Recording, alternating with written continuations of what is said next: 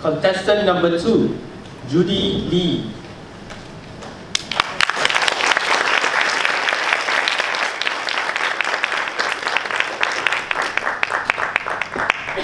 What you do after?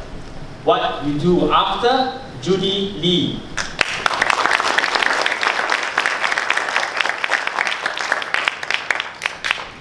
Contest Toastmaster, ladies and gentlemen. See this mug? It's broken. But I'm not throwing it out yet. There's still a lot of ways you can use this mug. You can use it to hold your flowers, your pens, pencils, and so on. There's still a lot of life left in this mug. And that's how I like to see my friend Chin. She's broken. She may never be whole again. But there's still a lot of living left in her yet. 8 years ago, Chin and her family went to Kuantan for a holiday. After a fabulous few days there, it was time to head home. Chin and her family decided on an early start. There were 8 of them. Roland, her husband, Chin, her mother, and her 5 children. It was all quiet in the car as they were catching up on their interrupted sleep. Except for Roland, of course, he was driving. An hour or so into their journey, suddenly, from the opposite direction, a truck came hurtling to them at top speed as it tried to overtake another vehicle. There was no way the truck could avoid them. It hit them. The impact spun their car around, and Chin was thrown into a corner. She was pinned down, hurt, but alert. Mom? Roland? Children? Mom? Roland? Children? She called again and again and again. And there was not a single response. And then she heard a voice near her saying, "Ma'am, you've been in an accident. We're taking care of you." Later in the hospital, Chin learned the devastating news. Her mother, her husband, and 3 of her children had died. Her 17-year-old daughter, Jemima, like her, was badly injured with multiple broken bones.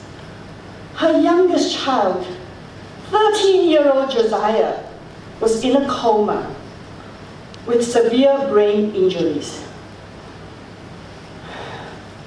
Josiah never recovered. 3 years after the accident, he too passed away. How do you make sense of such a tragedy? What meaning is there in such a disaster?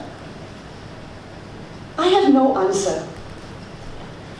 But I now take comfort in something that Christopher Reeve wrote. Christopher Reeve, as you may know, was most famous for his role as Superman.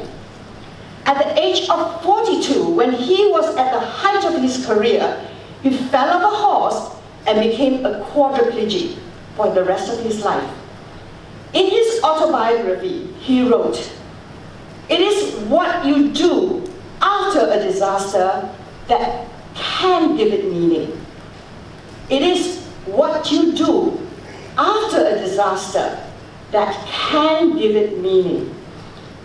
Christopher Reeve spent the rest of his life lobbying for people with spinal cord injuries and for research into human stem cells. Today, 8 years after the accident, Chin volunteers her time as a teacher in a school for refugee children. Children whose lives have been totally disrupted because of political uncertainties in their countries. She and her team of volunteers are giving a new lease of life to these children. Her daughter Jemima, touched by the love and care of the doctors while she was recovering, decided that she too would become a doctor. Last week, she just finished the final papers from her medical degree. That's what they did after their disaster.